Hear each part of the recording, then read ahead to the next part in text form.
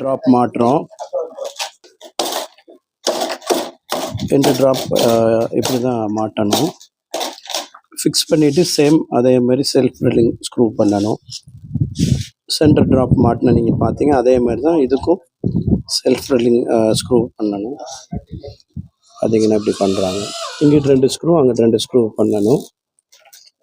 அதுக்கப்புறம் PVC paste வச்சு paste பண்ணிடுவோம்.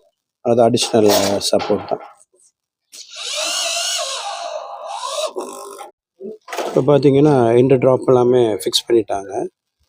இந்த பிவிசி பேஸ்ட் பண்ணுறாங்க பாருங்கள், ஸ்க்ரூ பண்ண இடத்துல அதே மாதிரி கீழே எல்லாமே அந்த ட்ராப் கிட்ட ஜாயிண்டில் எல்லாமே பண்ணுறாங்க.